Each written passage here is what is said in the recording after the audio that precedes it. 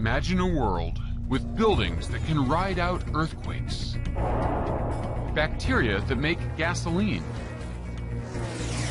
tiny devices that repair individual cells, even DNA, gossamer threads strong enough to hold up a bridge or an elevator to the stars.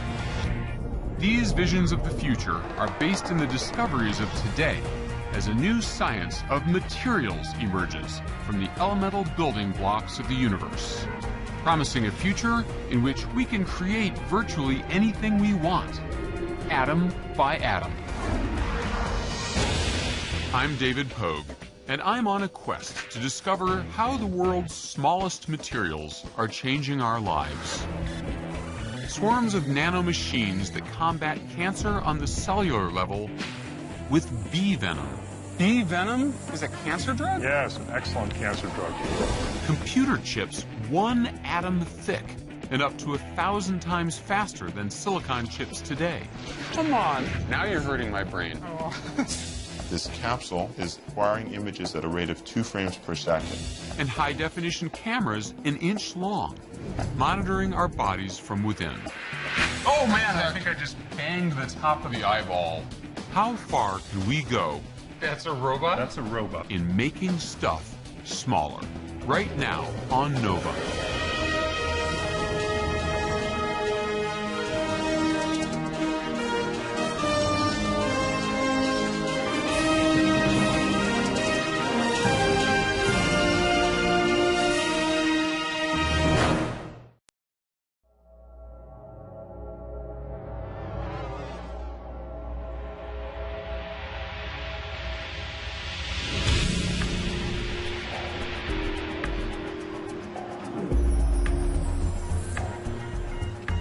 As tech columnist for the New York Times, I'm always on the hunt for the next killer gadget. Wow, so I can play my records straight into the iPhone? That's right. That's very cool. Each year, my beat brings me to the Consumer Electronics Show in Las Vegas to investigate the latest trends in new tech. It's a watch that is also a cellular phone, an MP3 player, a camera, a video camera. Somehow, the electronics world has found that the key to making stuff better is making it smaller. So that's the new flagship LED. Wow. Take the TV. 10 years ago, the first flat screens cost as much as $12,000. They had thick glass panels and weighed a whopping 85 pounds. But now? This TV is 0.3 inches deep. Are you kidding? The nice thing is when they FedEx it to you, they can just slip it under the door. Exactly. I'm on a quest to discover why size matters. Why getting smaller leads to such gigantic benefits. Performance on it is phenomenal in low light. You have f2.8 lens, 24 millimeter wide. It's just a great piece. It's crazy. If everything we own had improved over the last 25 years as much as electronics have, the average family car would travel 4 times faster than the space shuttle. Houses would cost $200. What's the secret behind electronics' stunning advances? How many times have I reviewed these and wondered exactly what's inside there? Do you mind if I have a look? No, not at all. I'd like to have a look inside. Yeah, please do.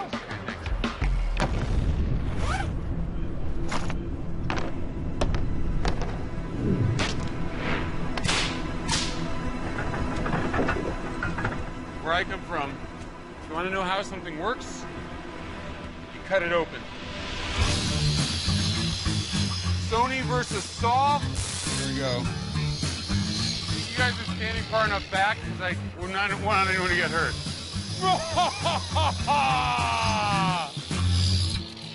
What do you think we'll find? Elves? Butterflies? And now, let's see what really is on the inside of a digital camera. Not much, really. And no moving parts at all. This digital camera This is the brains. runs on a 1/2-inch wide microchip. So it seems like if this is really the heart of the camera, a lot of it just exists so that I can handle it with my big human hands. Correct, because that's not exactly the most comfortable form factor you want to be using right there. I know. Honey, smile. Come on, let me see you smile. Come on. Yeah. This tiny wafer contains a highly sophisticated machine. What's it made of? A computer chip is like a densely packed city. A solid slab of silicon sprinkled with other elements like boron and arsenic, topped by layers of metals and ceramics. They're laid out like tiny functional neighborhoods. Over here is memory. 50 years ago, you'd have needed a whole building full of vacuum tubes to store just a fraction of what fits in here. Over here is where data comes in and out of the chip. 50 years ago, the fastest computer on Earth could process maybe a few hundred punch cards a minute. Today, data goes in and out billions of times faster. And here is the processor. 50 years ago, a computer could add a few thousand numbers in a second. In that same amount of time, this tiny chip can perform billions of calculations. Scientists have discovered that the secret to cheap computing power is size. When we find the right materials and make them small, they change the world. The race to miniaturize began 500 years ago with an invention that in its day was the first personal computer. I'm talking about the watch. How did they go from big wall-mounted grandfather clocks to something you can wear on your wrist? The miniaturization, more functions in a smaller space. Pierre Gigax is a watchmaker in Switzerland. The microelectronics, Some of his watches have more than 400 components. And how small are some of the parts? there are parts which are 0.006 millimeter. So that means half the thickness of a hair. Hundreds of precision metal pieces, all driven by a simple mechanism that all clocks have in one form or another. The oscillator, the beating heart of the machine. It's the piece that puts the tick and the tock in time. You know, the time is flowing, and it's always difficult to measure something flowing. So what we do is we cut the time in slices, and the oscillator is counting slices. The original oscillator was the pendulum, slicing like a knife through time, with each swing counted by the movement of circular gears. But pendulum clocks work only if they're upright in a fixed position. So in the Middle Ages, clocks were confined to immovable structures like towers or furniture. But in the 15th century, the invention of the mainspring changed everything. It was essentially the first battery, a metal coil that could store mechanical energy. As it unwound, the mainspring powered a compact wheel. It was a major breakthrough. Suddenly, gravity and the pendulum were no longer necessary. The new spring-driven mechanism made it possible to shrink the clock to fit into a hand or a pocket, and the pocket watch was born. This watch is absolutely amazing. It shows the exact position of the sun and the moon all around the Earth from the top of the North Pole. Oh man, that's really cool. And how much does this watch go for? Between $80,000 and $90,000. But no need to spend 90 grand to find out what time it is. Nowadays, super accurate watches are disposable. Thanks to another great clock revolution, which began in the 1960s, out went the spring and mechanical oscillator, replaced by a tiny sliver of solid mineral quartz. Slice a piece of quartz small enough, send an electric current through it, and it vibrates. Fast. a quartz-driven clock can accurately chop time into millionths of a second. But the biggest selling point for quartz is that it's cheap. That's because quartz is actually silicon, commonplace sand, the second most abundant element on Earth. For the first time, a material replaced a machine, opening the door to a new era of miniaturization. But silicon can do more than just mark time. It's a member of a strange class of elements called semiconductors, found on the table of the elements. As the name implies, they occupy a middle zone between metals, which conduct electric current, and insulators like rubber and plastic, which don't. Think of water flowing through a pipe. An insulator is like a pipe that's frozen. Electrons can't get through.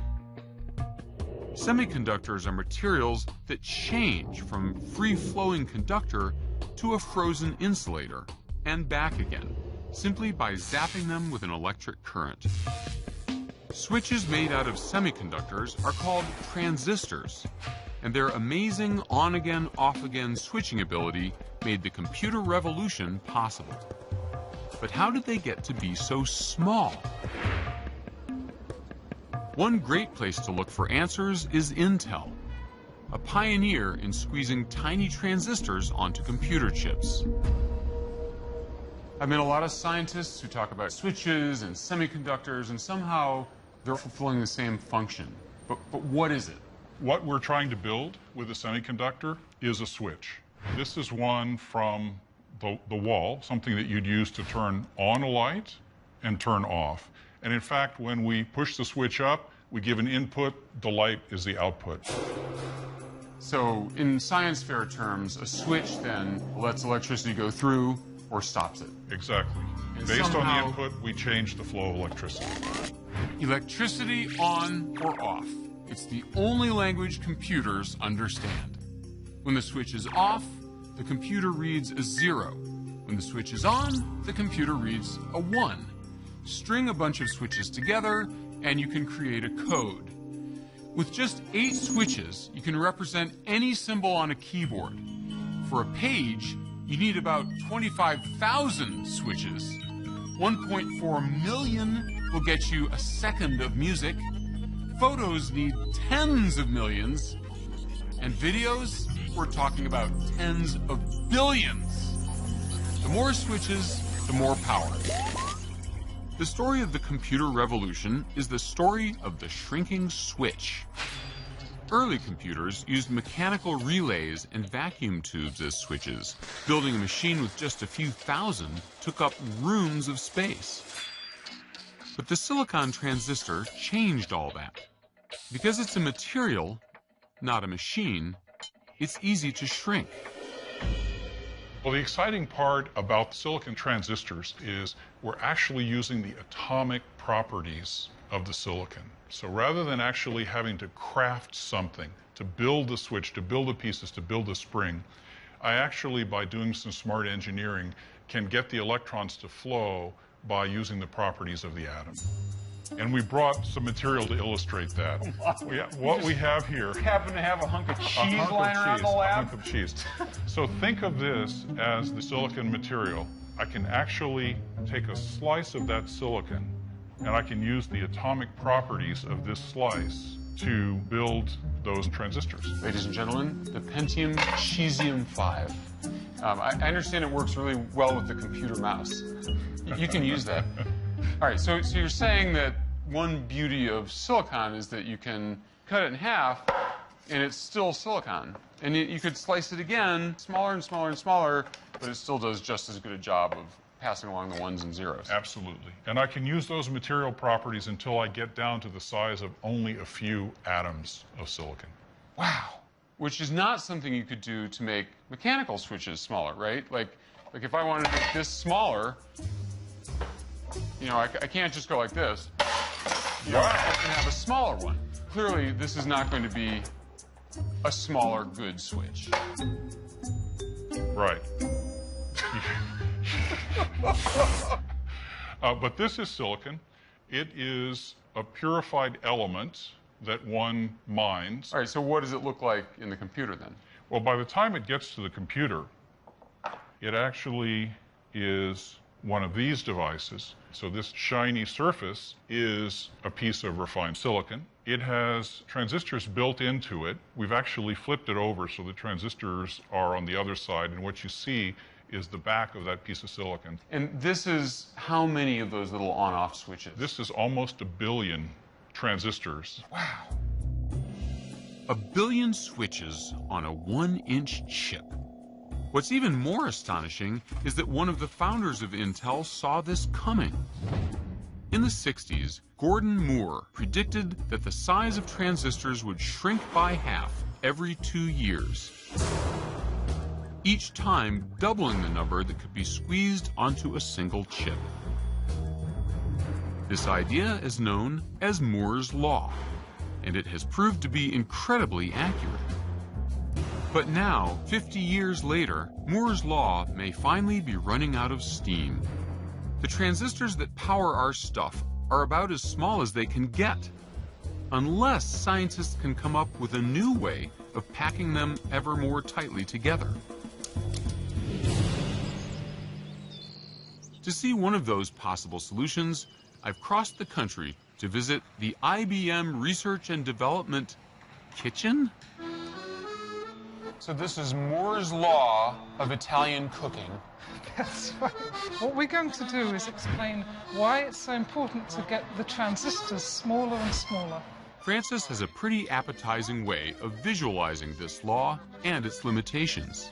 Like pepperoni slices, the transistors on a silicon chip are flat.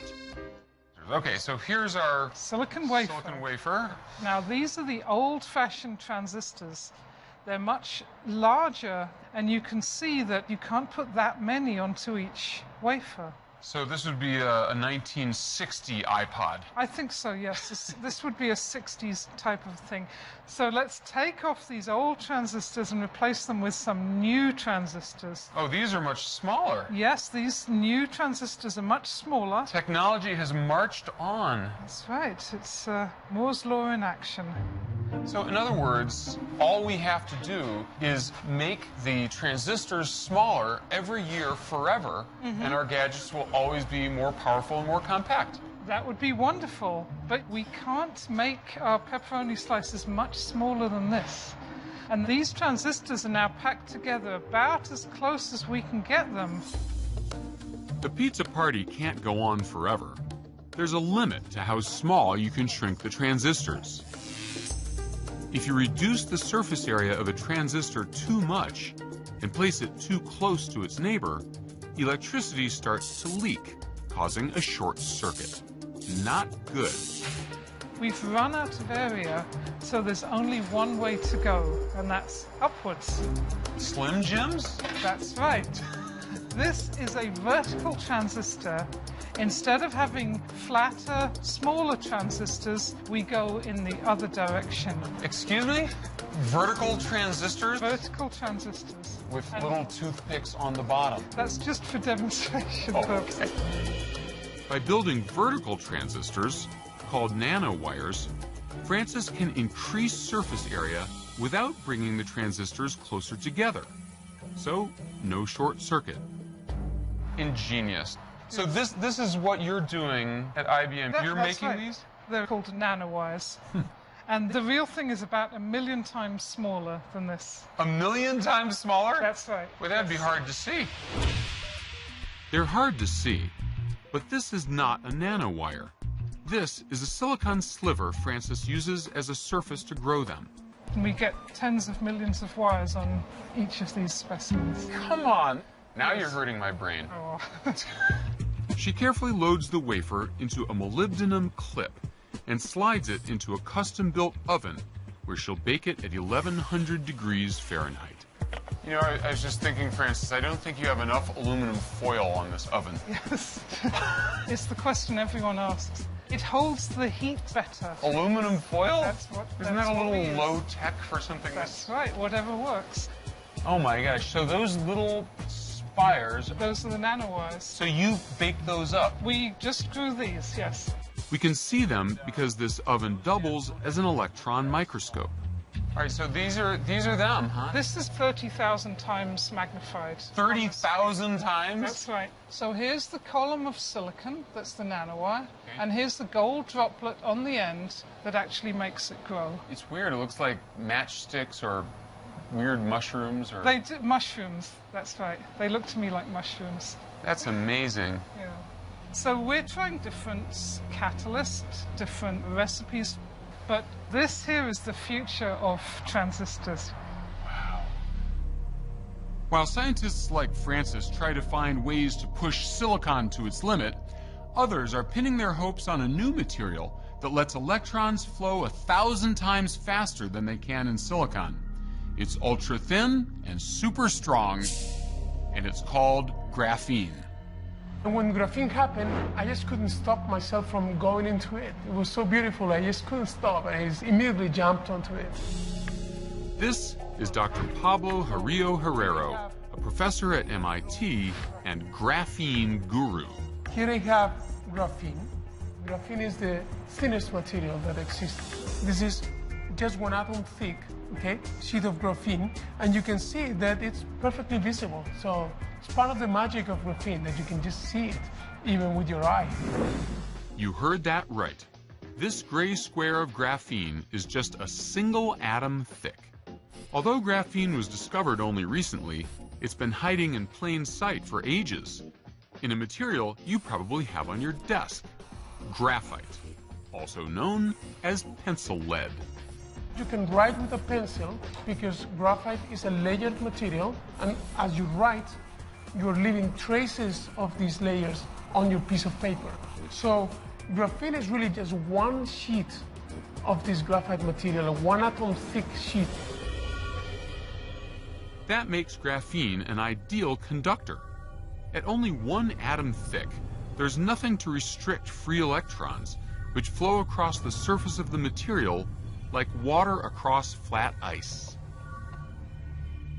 Graphene is a very special conductor, it's the best conductor, and we're now studying those properties and learning how fantastic this material is.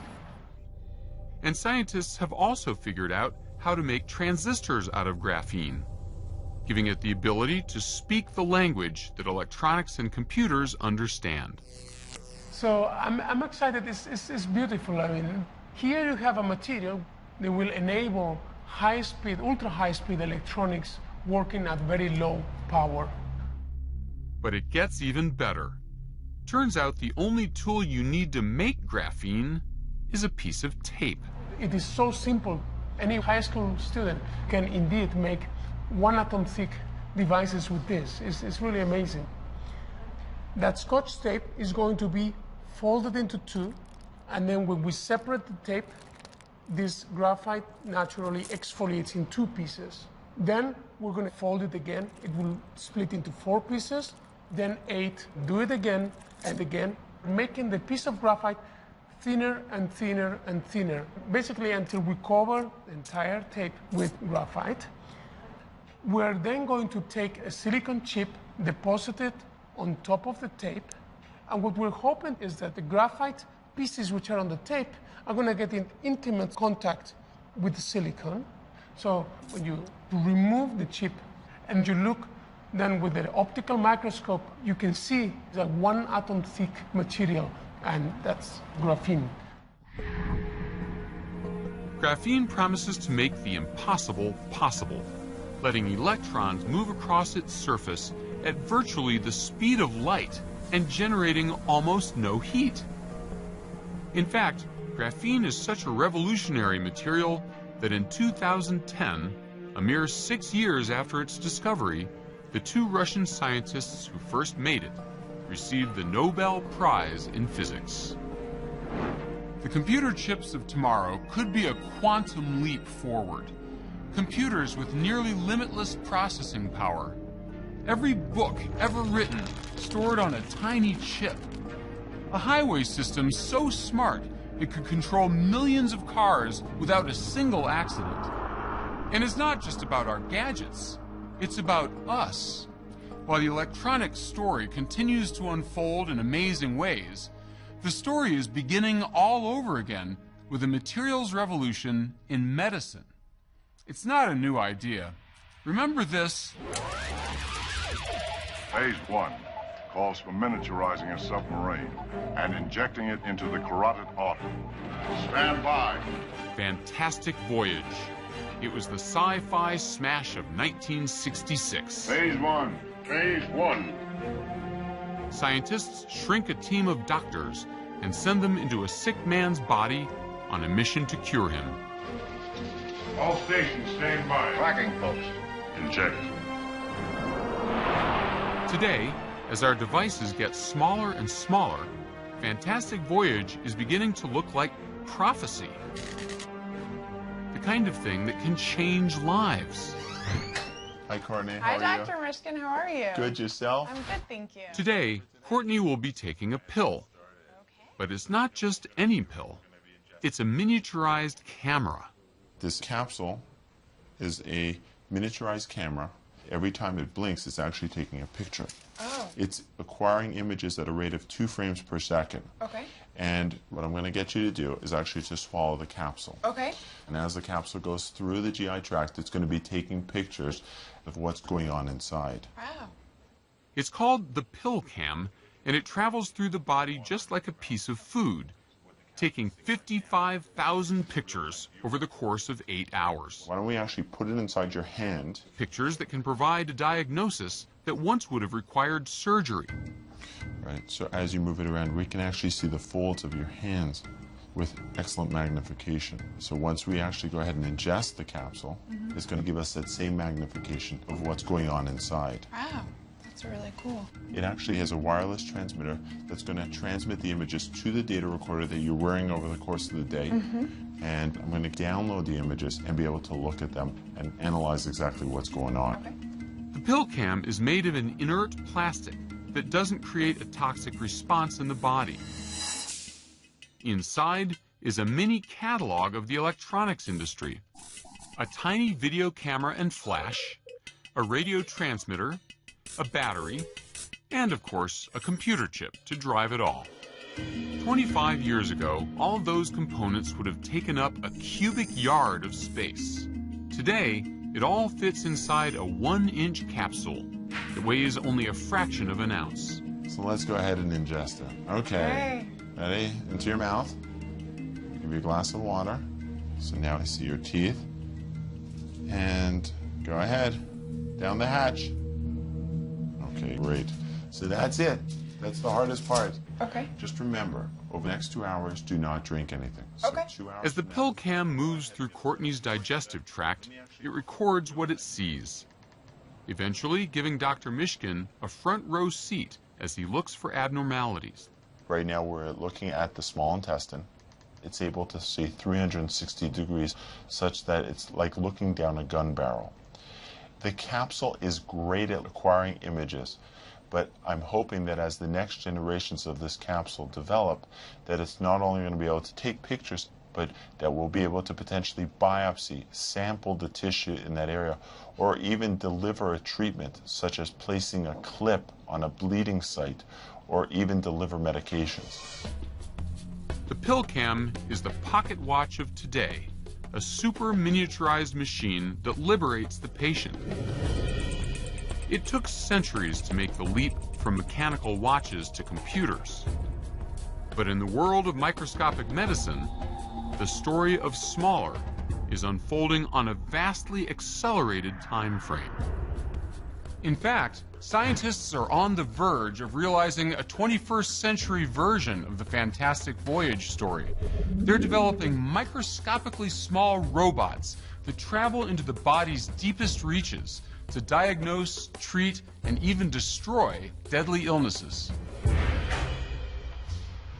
This is your lab? This is my lab. This is where you build your robots? This is where we build the robots, yeah. This is Brad Nelson. He's created a robot that could help cure blindness. It's incredibly lifelike. Yeah, that's a mannequin. Oh, sorry. These are the ones we built. What? That's a robot? That's a robot. Looks like a splinter. Well, this is a micro robot. We use them to help perform surgeries on the eye or inside of the eye. The device is only 1/100 of an inch wide, small enough to fit into the needle of a syringe, like the tiny sub in Fantastic Voyage. But the similarity ends there. This unmanned device is designed to treat a type of blindness caused by blocked blood vessels in the retina, the tissue where images are formed. The robot delivers an extremely small dose of medicine to restore blood flow and vision. That makes me think that this little tiny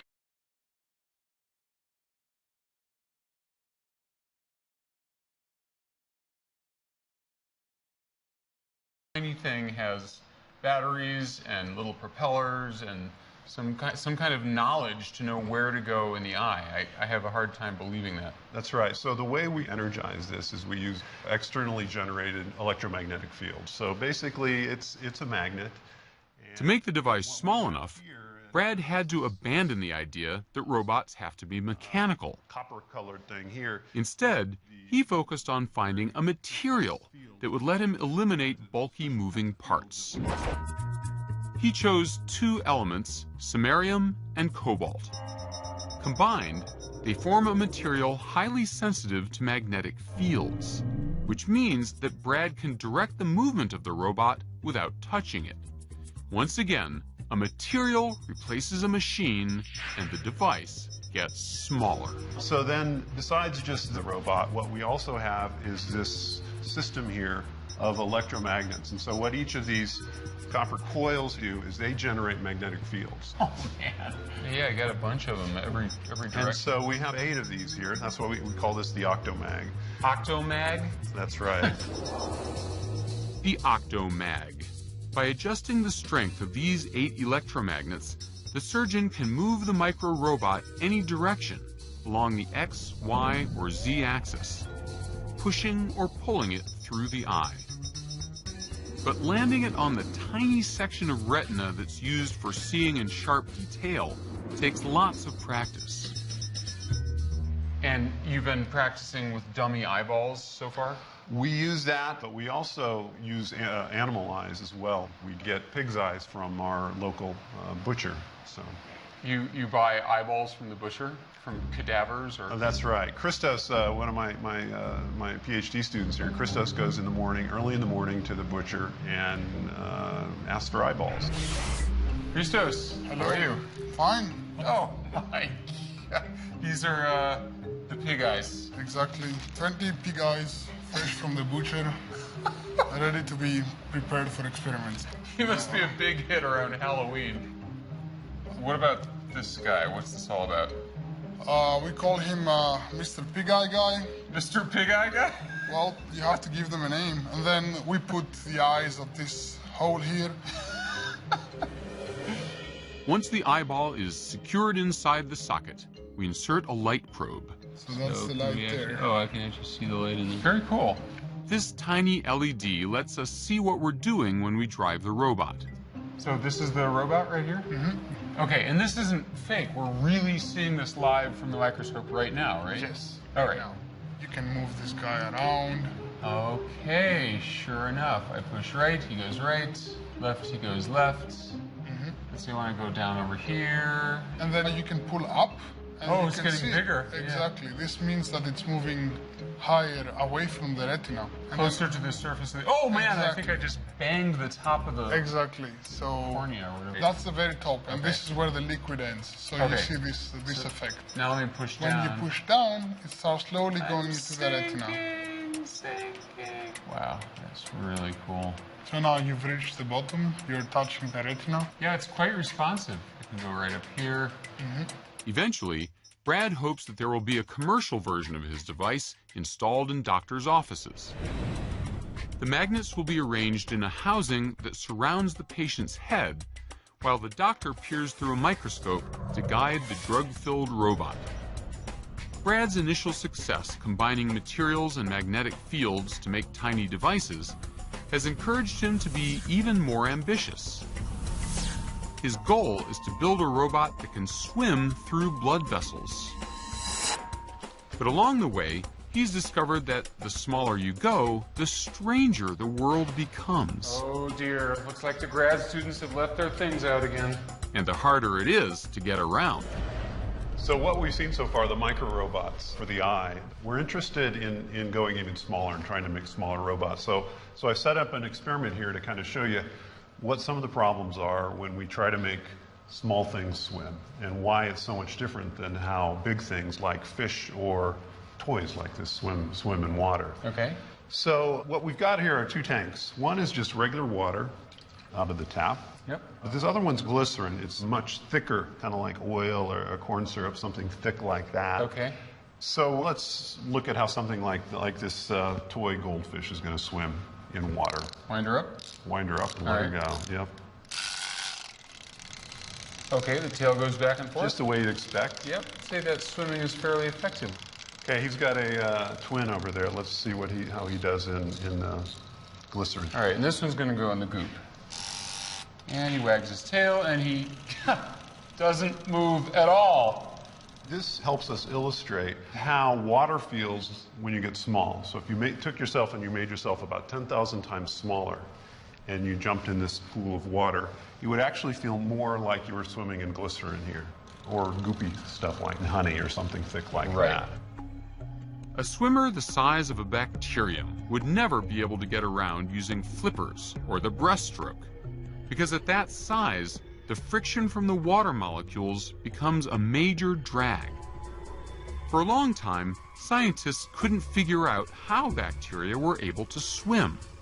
But eventually, they discovered the secret. The tail, or flagellum, seems to move back and forth. But viewed from another angle, it's clear that it moves in a totally different way. Corkscrew tail. A corkscrew tail. Brad and his team have developed corkscrew robots that mimic bacteria. Bacteria like E. coli and Salmonella have developed these flagella that twist. This part is the flagella? This flagella twists through the liquid, just like a corkscrew going into a bottle of wine. So instead of propelling itself or using its inertia, it's actually kind of cutting through the fluid. It's almost pulling itself instead of pushing itself. It's pulling itself in a sense, like a screw going into wood or something like that. It's a completely different material interaction. Very cool.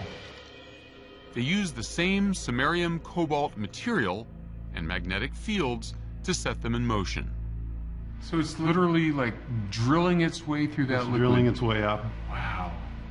This is the biggest one.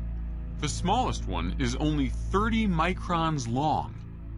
That's 30 millionths of a meter, about a third the width of a human hair. So now, just in the last few years, we've actually been able to build small things of a similar size and shape to real bacteria that swim just like they do, potentially deep inside a person's body.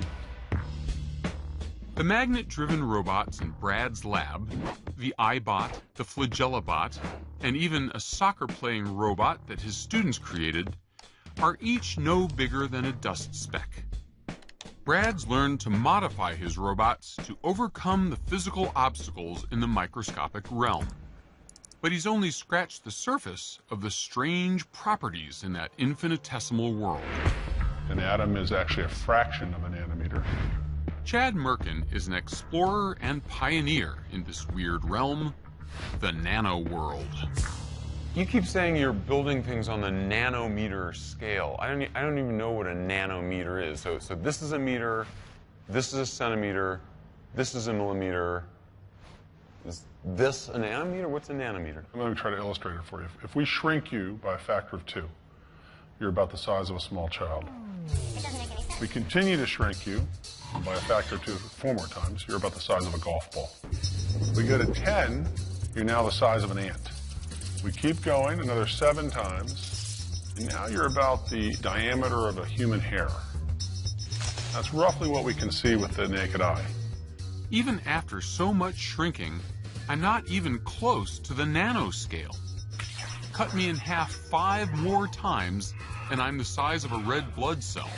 5 more times, I'm a virus. 7 more times, and I'm finally 1 nanometer in size. 1 billionth of a meter. That's less than half the width of DNA. It seems unimaginable that we might harness materials this small, but in fact, it's not all that new. People have been using nanotechnology almost unknowingly for centuries. For example, back in the Middle Ages, when stained glass windows were made, they were using tiny little particles to get the beautiful colors. You simply need to go to Canterbury Cathedral, and you can see the effects of nanotechnology in the beautiful glass windows. Canterbury Cathedral. Some of the stained glass in here is nearly 1,000 years old. With so much history under one roof, it's no surprise that the cathedral needs a full-time staff of glass preservationists. So this is the paint station. This is like my local Home Depot with different swatches, right? It's a little bit like that, yes. This is Leonie Seliger, the head restorer at the cathedral. I've come in search of ancient nanotech secrets. What we're looking at here are stains. The stain gets fired, so it's like a pottery glaze. It's fused onto the surface of the glass. Okay. The trouble is that you don't just paint a yellow color on glass and you know how deep and how rich it is. You have to use a chemical process. So to make yellow, you mix silver with clay. Silver under heat actually produces a yellow glass. Wow. She's using silver chloride, which in its natural form looks like small silvery crystals. Leonie mixes a tiny amount with red clay. It's a silver salt that is mixed with this clay. You can't see it. What you see is the clay. Okay, okay. You would then paint that on, and I've made a little series here where I've now applied this clay, and after it's fired, if I then wipe that off, and hey presto. Oh, look at that. From silver clay comes a golden color. There's some kind of voodoo chemistry going on there for sure. That's the mystery. Somehow, this is nanotechnology at work. In the heating process, the silver crystals break down into tiny nanoparticles and turn yellow. But it only works on this glass. And that's not all. Leonie assures me that there are several other metals used in stained glass where nanotech creates surprising color results. Copper would give you brown or red. Red? Or green. That's just bizarre. Gold gives you beautiful, rich pink glass, even rich ruby glass. And why is that? Why is something that we think of as gold, why does it come out red? Ask a chemist. It's magic. It is a bit. I mean, in the Middle Ages, of course, it was always a closely guarded secret on what makes what color, at which temperature. When artists first learned how to change the colors of metals, it must have seemed like alchemy. But in fact, it had something to do with changes at the smallest possible scale. I want to get to the bottom of that mystery. So this is your inventory here? This is our stock. So I'm digging a little deeper at the English Antique Glass Company, which makes the colored glass used to repair Canterbury's windows. This is cobalt blues. Wow. These sheets are crafted by hand, still using the same techniques that were developed in the 12th century. How many establishments are there? Making this? Yeah. We're the only makers of flat glass, traditional methods in the UK and Ireland. Wow. This is Mike Tuffy, the head of production here. He and his team of glassblowers are able to achieve the same rich colors found in the cathedral. But they start with clear glass, which is made from a mix of sand, limestone, sodium carbonate, and other minerals. Oh my gosh, that's it? That's it. That's the next great cathedral window right there? That's the next great cathedral window right there. It looks like kitty litter. It doesn't even look like glass. We just put that in the furnace. This is a rod that we use for the different colours. The rods contain concentrated amounts of the metals that create color when added to the clear glass. The color appears when it's fired at 1200 degrees Fahrenheit. So what does it look like when it comes out? Is it a sheet? Is it a blob? It's a blob. The journey from molten blob to colored glass is an intricate process of shaping, blowing, and refiring, resulting in a glass cylinder called a muff. It's this heating and cooling process that creates the final color, thanks to the action of the metal nanoparticles. You slit it, and then you have a flattening machine that unfurls it? That's it. That's a gold pink muff.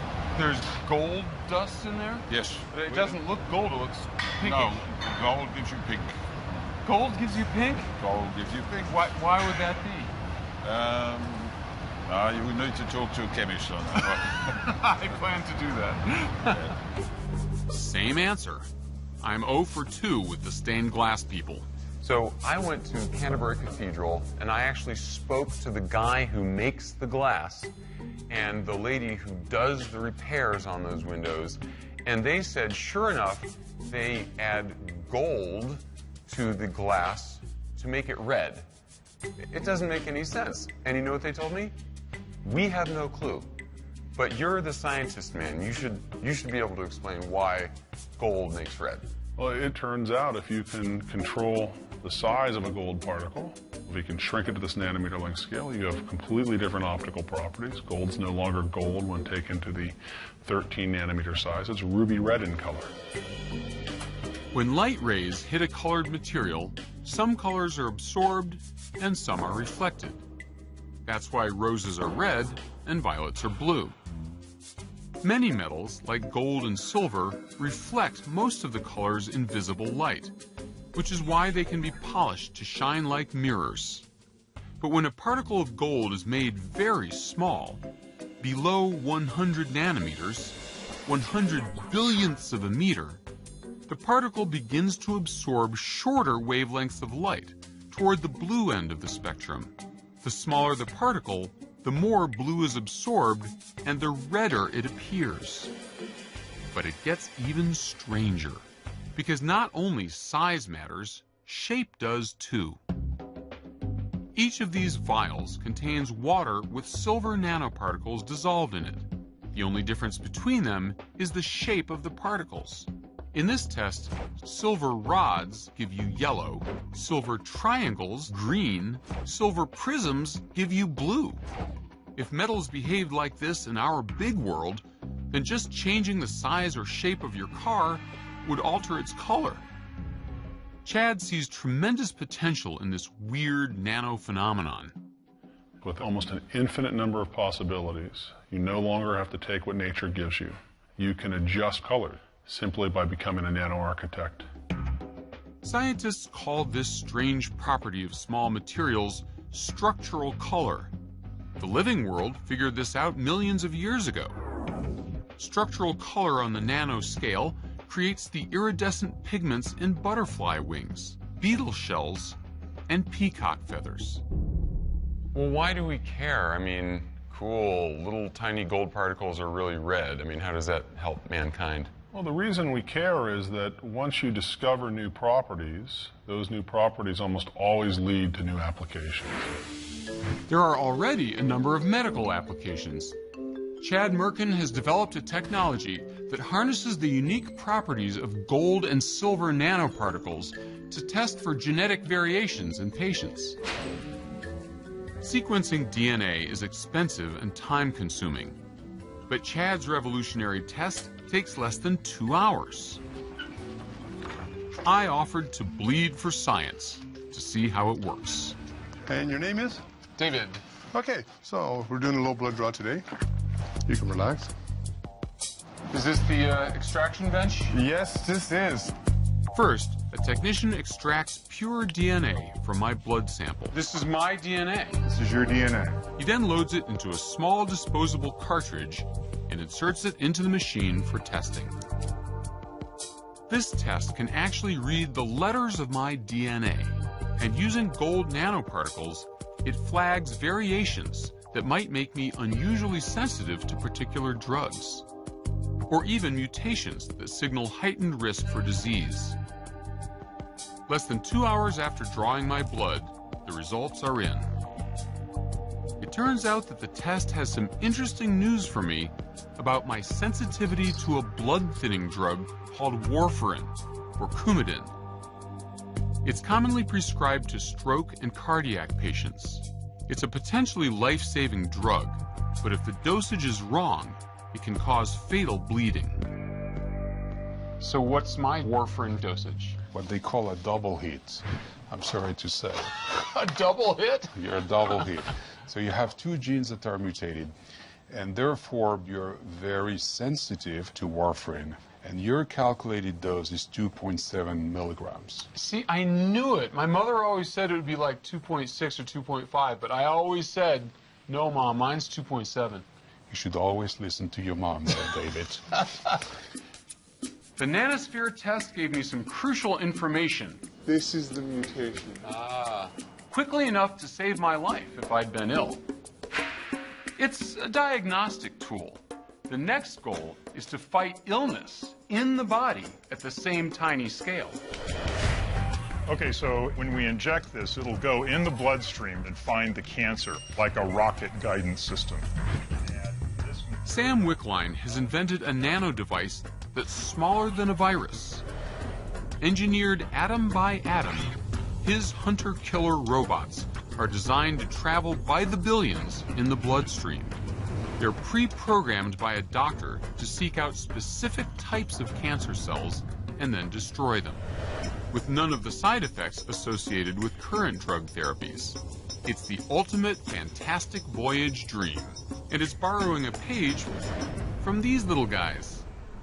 Wow. See here? Now, Whoa. this is full of honey. See, there's probably 35 pounds of honey in that. Oh, my God. Yeah, in fact, I'll take it out and show you.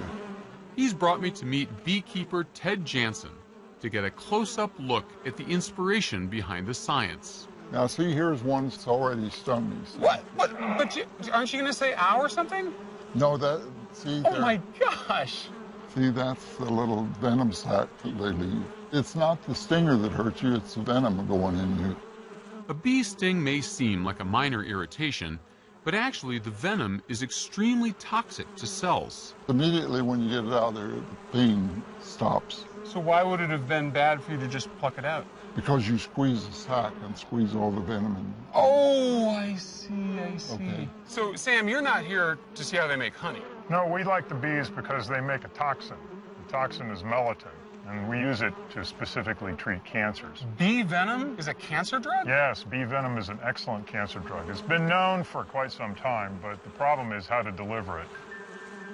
Melatonin is not being used yet to fight cancer because it will destroy any cell it bumps into, including healthy ones. But realizing its potential, Sam set out to engineer a nanoscale robot to carry the toxin safely through the body and release it only when it finds its target. Not surprisingly, he calls his invention nanobees. Each nanobee has 3 parts. So what we've got here is a model of... Sam explains with a simple demonstration of how they fit together. This basically is a sphere of carbon and fluorine atoms that forms the carrier for that melatonin. The center of the nanobee is a nanoparticle constructed out of several thousand carbon and fluorine atoms arranged in a spherical cluster less than 300 nanometers in diameter. And then we have a coating on that, which is a fatty kind of a coating. And this fatty coating allows us to insert the melatonin toxin into this particle here. They would be all over this thing. Exactly. This outer layer holds the deadly bee poison in place. It's like a holster that keeps a gun safe until it's drawn. Every tumor cell has a distinct chemical makeup. The outer layer of the nanobee is programmed to selectively lock on to only those cells that need to be destroyed. So if you take this balloon as a cancer cell, this nanoparticle will come up next to the cancer cell and basically merge with it. The coating will come off, and the melatonin itself forms a hole in the cancer cell and pops it.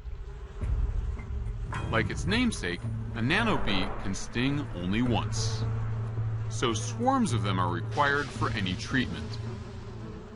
Sam's lab has decoded the chemical makeup of the bee venom so he can manufacture it in large quantities for his nanobee swarms. I say goodbye to our beekeeping hosts in order to pay a visit to Sam's lab at Washington University to see how the nanobees work in the body.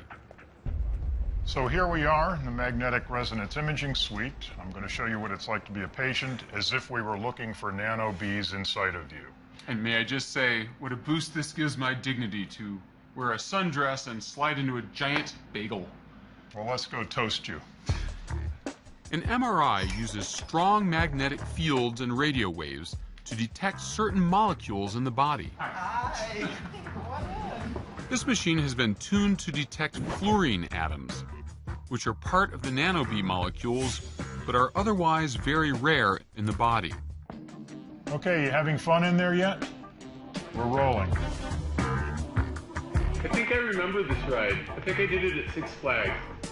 If Sam had actually injected nanobees into me, and if I had the cancer that they'd been trained to fight, You're going to start hearing some noise. they would travel in my bloodstream and stick to any target tissue they encounter. The images that the technicians see would show bright yellow areas where the individual nanobees were finding and killing the diseased cells. And best of all, there would be no toxic side effects, as with traditional chemotherapy. So, Sam, how far away are we from using nanobees in everyday human cancer patients? Well, now this material is being tested in what's called preclinical stage, and we hope that within about a year or so that we'll have approval to test this in humans. Well, thanks, Sam. I appreciate this experiment. So, typically, how long would you leave the patient lying in this tube? Guys? Guys? Hello? Hello? Like the nanoscale transistors that came before them, nanobees get their power from their tiny size. But nanobees and other emerging nanotechnologies go even further. So this is where melatonin is made. Nanobees are part of a new breed of small materials that self-assemble. No need for big, complicated machinery to make nanobees. Put the right ingredients together in the right conditions, and they make themselves. This revolution in medicine, working at the tiniest of scales, would never have been possible without the revolution in electronics that preceded it. Both are transforming our world and our lives at an astonishing speed. As we see the power in this new ability to design and build, atom by atom, there may be no more important goal in the science of materials than mastering the art of making stuff smaller.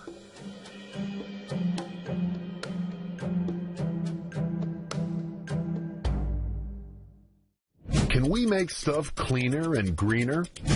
Biodegradable plastics. We've gone from this to this. A new approach to fuel cell cars. Here it is, folks. The future of American hydrogen storage. Host David Pogue investigates new materials on the cutting edge of clean. Seems like a scene from Willy Wonka. Oh, and look at this! The soy foam is taking over! The soy-based seat cushions are performing well at 40 miles an hour. Making stuff cleaner. Next time on Nova.